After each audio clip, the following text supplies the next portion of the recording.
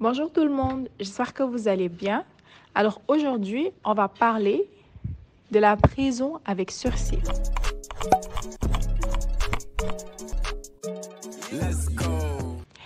Les peines avec sursis ne sont généralement accordées qu'aux contrevenants primaires, c'est-à-dire ceux-là qui sont perçus par un tribunal comme des délinquants inoffensifs, peu susceptibles de commettre d'autres infractions. Au lieu d'incarcérer ces personnes, le Code de procédure pénale donne la possibilité au juge de les condamner à une peine de prison qu'ils ne purgent pas.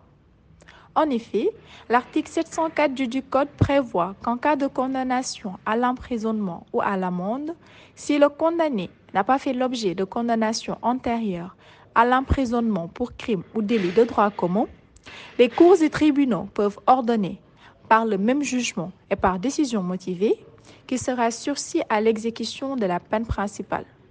Autrement dit, au lieu d'être en prison, il pourrait devoir rencontrer un agent de probation, obtenir des conseils ou démontrer d'une autre manière qu'ils font amende honorable et qu'ils se comportent en bons citoyens. Qu'est-ce qui différencie donc la prison ferme de la prison avec sursis? Pour la prison avec sursis, le condamné verra l'exécution de sa peine totalement ou partiellement suspendue. Il sera donc libre, mais devra se soumettre à certaines obligations dans un délai imparti. La prison ferme sera la peine d'emprisonnement réellement exécutée au sein de la prison, contrairement à la prison avec sursis, qui sera effectuée en dehors de la prison. La peine de prison avec sursis correspond donc à un emprisonnement à l'extérieur avec des obligations à exécuter dans le cadre de cette condamnation. En réalité, la chose la plus importante qu'une personne condamnée à ce type de peine doit prouver est qu'elle peut vivre une vie sans crime. Le sursis est pensé à la fois comme permettant d'éviter les effets désocialisants que peut avoir une peine privative de liberté qui implique une rupture avec la vie familiale et professionnelle et en même temps de reconnaître le caractère symbolique de l'emprisonnement.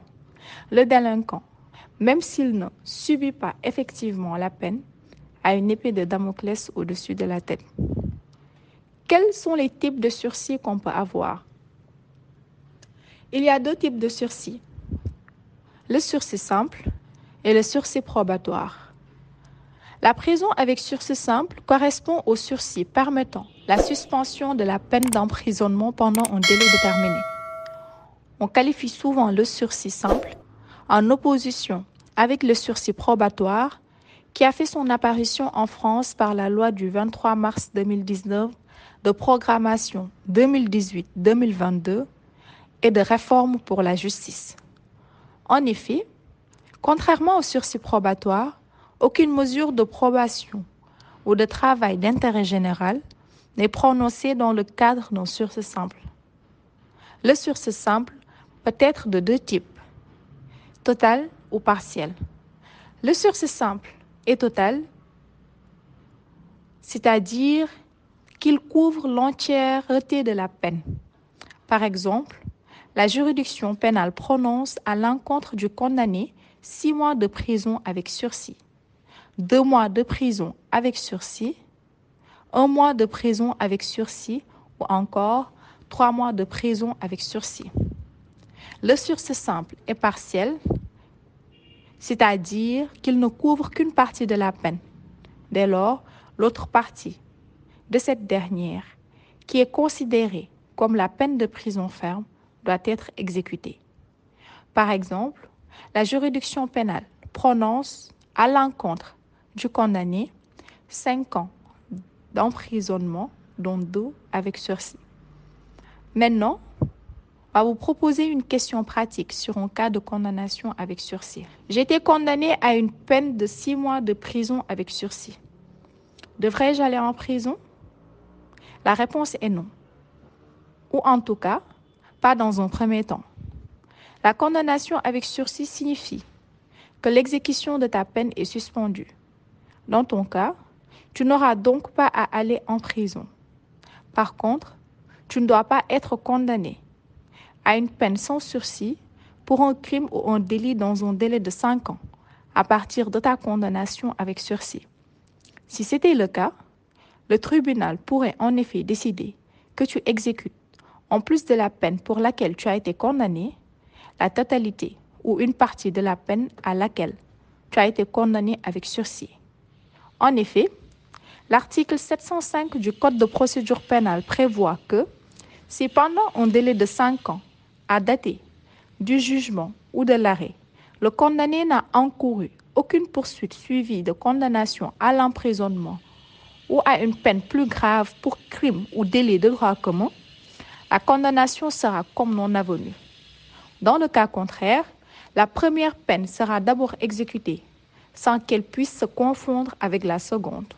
Par exemple, si tu as été condamné à 2 ans d'emprisonnement avec sursis en 2020 et que tu es de nouveau condamné à 3 ans de prison ferme en 2022, le juge pourra alors décider que tu auras à exécuter 5 ans de prison conformément à l'article 705 qui dit que la première peine sera d'abord exécutée sans qu'elle puisse se confondre avec la seconde. Quelles sont les conditions pour bénéficier de la prison avec sursis? Le sursis simple est applicable notamment aux peines d'emprisonnement d'une durée inférieure à 5 ans. Il existe 2 conditions d'application du sursis. Dans un premier temps, en matière criminelle ou correctionnelle, le sursis ne peut être une modalité de la peine que si la personne souhaitant en bénéficier n'a pas été condamnée au cours des 5 années précédant le fait à une peine de réclusion criminelle ou d'emprisonnement.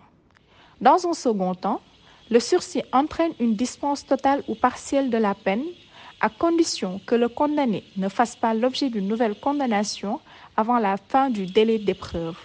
Le délai d'épreuve est de 5 ans en cas de crime ou délit et 2 ans pour contravention de 5e classe.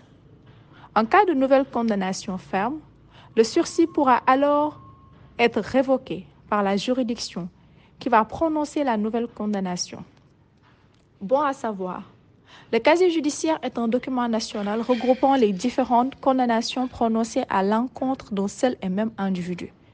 La prison avec sursis est une peine pouvant être prononcée lors d'une condamnation pénale. Dès lors, la peine de prison avec sursis prononcée sera inscrite automatiquement au casier judiciaire du condamné. Alors, une fois la peine exécutée, il est judiciaire de solliciter une demande d'effacement du bulletin du casier judiciaire. De même, lorsque le casier est vierge, il peut être intéressant pour le condamné de diligenter une procédure d'effacement de son fichier des antécédents judiciaires de la police et de la gendarmerie, afin de pouvoir exercer certains emplois publics ou sensibles. À défaut, il sera impossible d'exercer ces domaines. C'était tout pour cette vidéo. J'espère qu'elle vous aura été utile. N'oubliez pas de liker et à bientôt pour une prochaine vidéo.